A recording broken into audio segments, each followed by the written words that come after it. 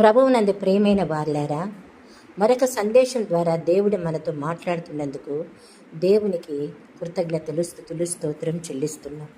యాకోబు రాసిన పత్రికలో 4వ అధ్యాయము 7వ వచనములో అపవాదిని గద్దించండి అని దేవుడు మనకు అధికారం ఇచ్చాడు.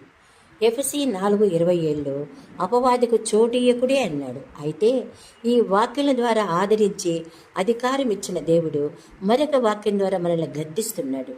రోమీలు రాసిన పత్రిక 1వ అధ్యాయం 28వ వచనములో తన సేవకుడైన పౌలన్న ద్వారా మనల్ని హెచ్చరిస్తున్నాడు. ఒకసారి ఆ వాక్యాన్ని పరిశీలించండి. ఆ వాక్యాన్ని చదువుతున్నప్పుడు ఎంతో భయం వేస్తుంది. మరియు వారు అంటే మన మనసులో దేవునికి చోటీయకుంటే చేయరాని కార్యము చేయుటకు దేవుడు భ్రష్ట మనసుకు మనల్ని అప్పచెప్తాడంట. అట్టివారు సమస్తమైన దుర్నీతి చేతను, దుష్టత్వం చేతను, లోభము చేతను, ఈర్ష్య చేతను నిండుకొని మత్సరము, నరహత్య, కలహము, కపటము, వైరమని వాటితో నిండిన వారి కొండెగాండును, అపవాదకులను, దేవద్వేషులను, హింసకులను, అహంకారులను, బింకములాడు వారిను, చెడ్డవాటిని కల్పించి వారును, తల్లిదండ్రులకు అవిధేయులను, అవివేకులను, మాట తప్పు వారిను, అనురాగరహితులను, నిర్దయులైనారు.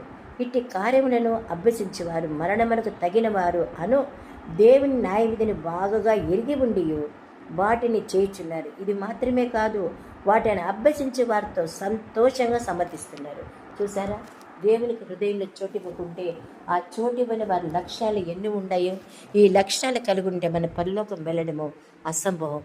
మన పరలోకంలో వెళ్ళాలంటే, జీవగ్రంథంలో మన పేరు ఉండాలంటే మనం దేవునికి మన మనసులో చోటిచ్చి ఆయన చిత్తానుసారంగా ఆయన లక్ష్యాలు మనం పుణికిపుచ్చుకొని నడవాలి. దుష్టుని హృదయంలో చోటు ఇవ్వకూడదు. అందుకే అన్నాడు, అపవాదిని ఎదిరించండి, జాగ్రత్త, గద్దించండి అని చెప్తున్నాడు. ఆ రెండూ చేయకుండా మనసులో దేవునికి చోటు ఇవ్వకుండా ఉంటే ఈ లక్షణాలు కలిగి మనం కూడా నిత్య నరకానికి వారసులమైపోతాం. అందుకే చాలామంది యవనస్తులు దేవుని ఎరిగిన వారు కూడా దేవునికి దూరమై సాతానుకు దగ్గరే శాపగ్రస్తులైపోతున్నారు. దేవునిలో మనం ముందుకు సాగాలి అంటే మొట్టమొదట అన్ని విషయంలో దేవుని వాక్యానికి లోబడాలి. ఆ వాక్యానుసారంగా జీవించుటకు మనం ఒక తీర్మానం చేసుకోవాలి. ఆత్మీయ ఎదుగుదలకు రహస్యం ఏంటో తెలుసా? దేవుని వాక్యం లోబడి జీవించడం, ఆయన చిత్త ప్రకారం నడుచుకోవడమే దేవుని చిత్తం. చాలామంది దేవుని నమ్ముకుంటారు, నామకార్థంగా జీవిస్తున్నప్పుడు అట్టి వారిని దేవుడు పరిశీలన చేస్తాడంట. సామెతలు 5వ అధ్యాయం 21లో నరుని మార్గము యెహోవా ఎరుగును, వాని నడతలన్నీ ఆయన గుర్తించును అనే వాక్యం ద్వారా దేవుడు మాట్లాడుతున్నాడు. చాలామంది శ్రమలు, శోధనలు వచ్చినప్పుడు తట్టుకోలేక దేవునికి దూరం అవుతున్నారు.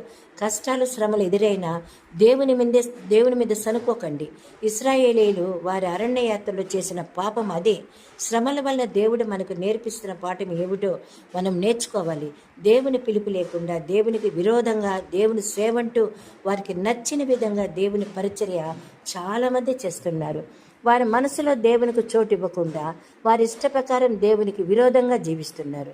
దేవుని బిడ్డలమైన మనము మన జీవితంలో జరిగే ప్రతి విషయాన్ని మనం దేవుని చేతికి అప్పగించినప్పుడు దేవుడు వాటిని తన స్వాధీనములో ఉంచుకొని దేవుని సమయంలో మనల్ని ఆశీర్వాదకరంగా చేస్తాడు. మన మనసులో దేవునికే చోటు ఇవ్వాలి. ఆయన చిత్తానుసారంగా మనం జీవిస్తే కీర్తనలు 32:8వ వచనంలో ఒక మాట ఉంది. ఏముందో తెలుసా? నీకు ఉపదేశం చేస్తాను, నీవు నడవలసిన మార్గం నీకు నేను బోధిస్తాను, నీ మీద దృష్టి ఉంచి నీకు ఆలోచన చెప్తాను.